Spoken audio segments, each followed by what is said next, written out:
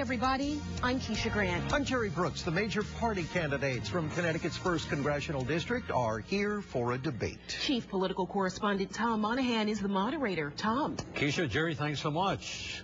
Democrat John Larson concluding his 6th term in the U.S. House of Representatives. He is the Democratic candidate seeking re-election.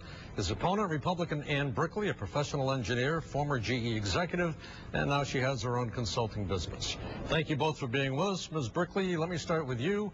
What can you do for the 1st Congressional District that a 6th-term incumbent cannot do?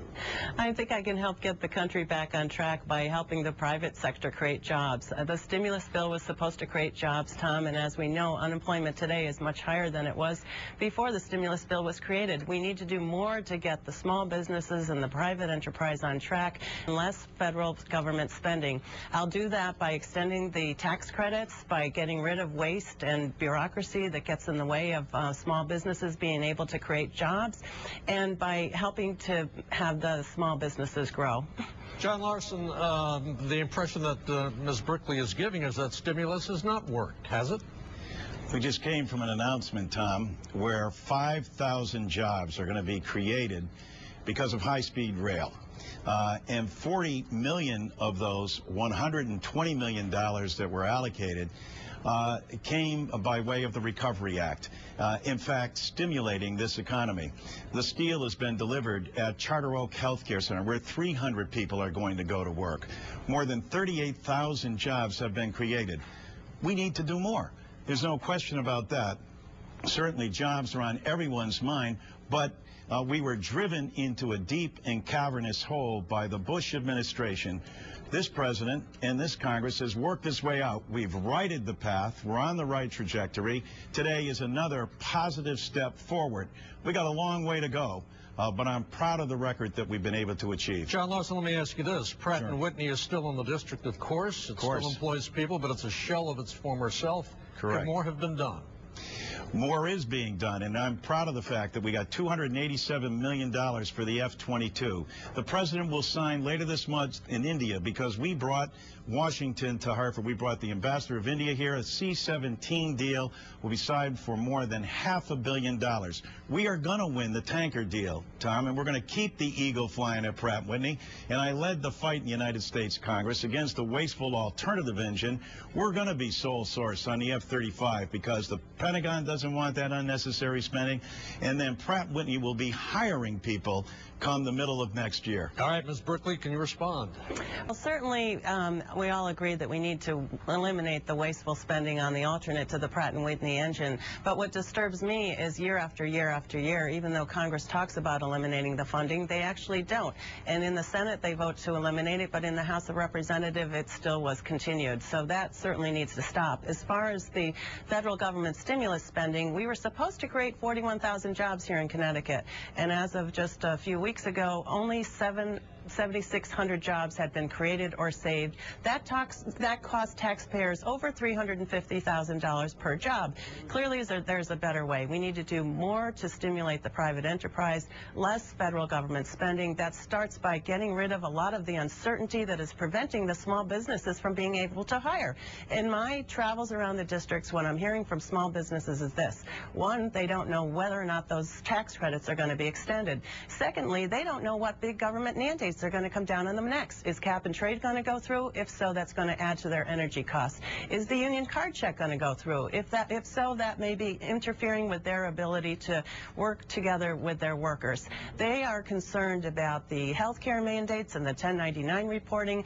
All of these things make it difficult for small businesses, even if they are in a position to hire, to take the risk and go ahead and do so. John Larson, your Republican opponent has said that you voted with Nancy Pelosi, the House Speaker, more than 90% of the time. Is that the case, number one? And number two, do you regret? I guess that's what they say all across the country, Tom. Well, I understand it's been that kind of a thing, a cookie cutter they call it. But do you regret any of those votes? No, in fact, I'm proud of the votes that I've taken, especially the votes on the Recovery Act. Let me correct some of the things that Ann has said. First of all, there were 38,000, and I guarantee you more in indirect jobs, too, that are being created. As we speak, Tom, beyond that, the lowest effective tax rate since Harry Truman was president of the United States. Tax cuts, the largest tax cut in the history of the country, $282 billion, necessary because of these difficult economic times, and 16 separate tax cuts for small business, the backbone of our country. People continue to call our office and inquire about how they utilize these tax cuts. We encourage them to do so. We're headed in the right direction, Tom, and I'm pleased that we're able to stand with this president, reform Wall Street. That's how we got to this mess. Everyone seems to have developed a little bit of amnesia about how we got here.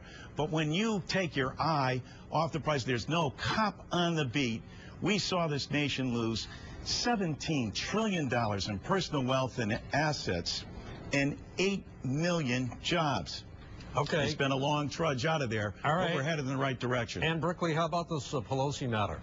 Well, certainly Congressman Larson has voted with Speaker Pelosi 99% of the time over the last few years. A vote for Congressman Larson, in effect, is a vote for Speaker Pelosi. I don't think that the country is on the right track. We got into this mess by people borrowing more money than they could afford. The way to get out of this mess is not for the government to borrow more money than it can afford. It's for the government to set the right policy that lets the private enterprise thrive. That means stop the wasteful government spending, extend the tax credits, get rid of some of this bureaucracy and rules that make it difficult for businesses to hire, get out of the way and let the private enterprise and the small businesses do their thing. Ann Brickley, it's been said by some experts that it could cost $1 trillion to support the military policies in Afghanistan and also in Iraq. Is this money well spent? Well, I think we need to eliminate wasteful spending across the board, Tom. I think we need to do everything possible to keep America safe. Only one country in the world is going to be the most dominant in terms of the military, and that needs to be the United States. As far as what's the right number, what's the right dollar figure to spend on the military, I'll leave that up to the military leaders to decide. But what we do need to do across the board is get rid of things that are wasteful, like the alternate to the Pratt & Whitney engine, and get rid of waste in domestic spending as well. John Larson, the president's war policies. President's war policy, as you know, Tom, I oppose the war in Iraq. I support going after Osama bin Laden and making sure that we bring him to justice. I think every American supports that. As far as Afghanistan, I think we have to unwind as soon as possible. The president has set a date for next June. I agree with that, and we ought to make sure that that happens, if possible, sooner than that. History will point out that this war, whether it was Alexander the Great, whether it was the English or whether it was the Russians, is not a winnable war. It's time for us to bring our troops home. It's time for us to get off of this oil train where we have our troops chasing all over the globe in pursuit of this continuation that I believe has become an abomination and a bad streak on this nation, and our dependency on foreign oil. Bring our troops home. Tom, I don't think our government should be, I don't think Congress should be setting timelines for the withdrawal of the troops. I think it puts our troops at risk, and it encourages our enemies to hunker down and wait until that timeline has elapsed. Tom, our enemies are more than happy to see us twist in the wind alone. The United States has been going it alone.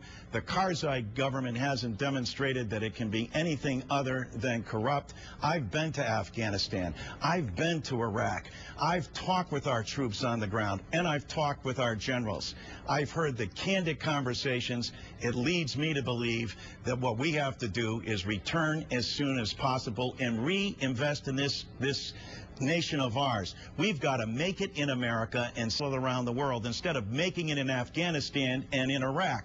We've got to make sure that we bring those troops home, start reinvesting in this country in a way that puts everyone back to work. Joe Stiglitz, the Nobel Prize laureate, said this is going to cost us more than $3 trillion. I distinguish between the war and the warrior. I support the men and women. They are the only people who have sacrificed in this country since September the 11th. I stand by them in all their needs, proud of what we've been able to do for veterans and the VA and the GI Bill. All right, Ann, final thought from from you on all of that. There's a lot there. Well, I certainly support our veterans who served and our troops who are serving us now, and my heart goes out to all their families and everyone who is doing their job to keep our country safe. But I do think that we need to support them in every way possible, and also support our military leadership in terms of their knowledge and their wisdom on what the best way is to keep this country safe. Okay, I want to thank you both for being with us. John Larson, the Democratic incumbent congressman from Connecticut's 1st District, and his Republican challenger, Ann Brickley. Thank you both.